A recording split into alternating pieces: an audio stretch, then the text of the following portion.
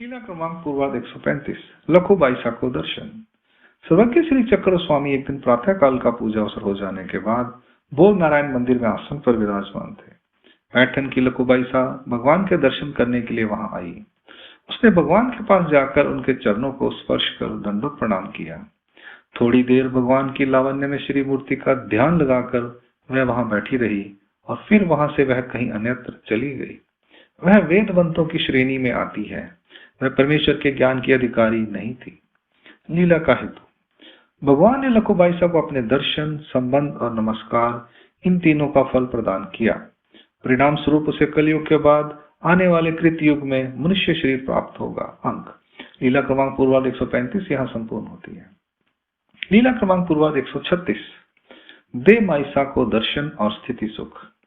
देमाइसा पंचालेश्वर के समीपवर्ती पिंपल गांव की निवासी थी। वह पुराणों की कथा सुनने जाया करती थी। एक बार कथा के प्रसंग में कथावाचक ने बताया कि गुरु धारण किए बिना इस संसार के बंधन से मनुष्य को मुक्ति नहीं मिल सकती। यह बात उसने आकर घर वालों से कही।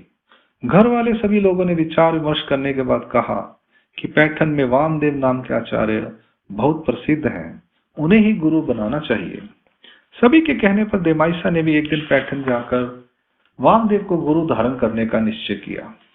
अपने साथ वह केले, नारियल, पान सुपारी, लवंग, इलायची आदि सामग्री लेकर चल पड़ी पैठन की ओर। वहां पहुंचने पर वह सीधे आचार्य वामदेव की कुटिया में गई। वहां उसने देखा कि वे काले कलूटे नंग दड़ंग आसन पर बैठे हुए हैं। उन्हें इस स्थिति में बैठे हुए देखकर देमाइसा ने अपने मन में विचार किया कि ऐसे व्यक्ति के पास हम जैसी स्त्रियों का यहाँ आना जाना, बैठना उठना और सेवा करना संभव नहीं होगा। ऐसे नंग दड़ंग पुरुष को मेरे जैसी स्त्री कैसे गुरु बना सकती है। ऐसा विचार कर वह वहां बिना कुछ बात किए उस कुटिया से बाहर आ गई। रास्ते पर चलते हुए उसे अचानक लखोबाई मिल गई। उसने देमाइसा से पूछा, अरे बहन, तुम इधर कहाँ गई थी? उत्तर में देमाइसा ने कहा, मैं तो वामदेव की कुटिया में गई थी। ऐसा कहते हुए उसने गुरु धारण करने की सारी बात कह दी। इस पर लखोबाई ने उससे कहा, अरे बहन, यदि तेरे मन में गुरु धारण करने की इच्छा है तो मैं तुझे एक अच्छे गुरु के पास ले जाऊंगी, जिन्हें देखकर ही तेरा मन शांत और आह्लादित हो जाएगा। उनके पास जाने आने में, उठने बैठने और बातचीत करने में कोई संकोच नहीं होगा। ऐसा कहकर वह देमाइसा को अपने साथ भोग नारायण मंदिर में ले आई। उस समय सर्वज्ञ श्री चक्र स्वामी उस मंदिर में चौकी पर विराजमान थे। भोग नारायण के आंगन में देमाइसा ने भगवान के दर्शन किए। भगवान की सुंदर लावण्य में श्री मूर्ति को देखकर देमाइसा बहुत प्रसन्न हुई।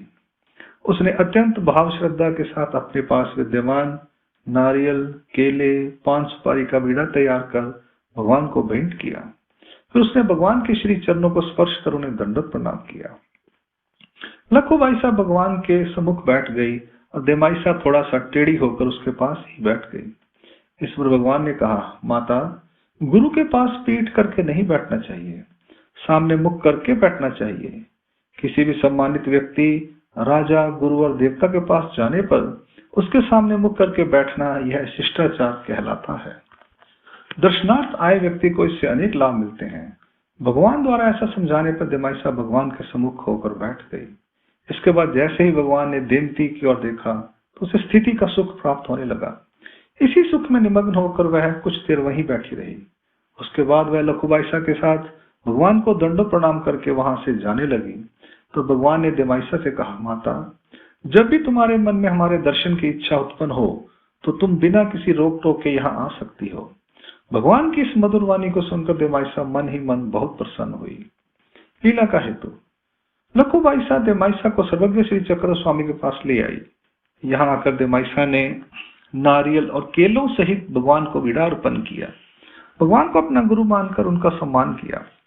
भगवान ने उसे स्थिति सुख के साथ इंद्र आदि देवताओं की विद्या का आनंद प्रदान किया। गुरु धारण करने पर भगवान ने उसे समझाया कि जब भी गुरु, राजा और देवता के पास जाने का प्रसंग आए तो वहां उनके सम्मुख जाकर बैठना चाहिए। उनकी ओर अपनी पीठ नहीं करनी चाहिए। पीठ दिखाने पर राजा नाराज होता है, देवता अप्रसन्न होकर दुख देती है, गुरु का अभिमान लेने वाली देवता अप्रसन्न होती है। आगे उसे ज्ञान भी प्राप्त हुआ और उसने अनुसरण भी ग्रहण किया। बाद में किसी कारणवश विपरीत होकर पतित हो गई। पर वह देवता की शरण में नहीं गई, इसलिए उसे ज्ञान का फल प्राप्त हुआ। भगवान के चरणों के स्पर्श से संबंध का लाभ, पूजा अर्चना का लाभ, भोजन खिलाने का लाभ, नमस्कार करने का लाभ और निरूपण करने का लाभ प्राप्त हुआ।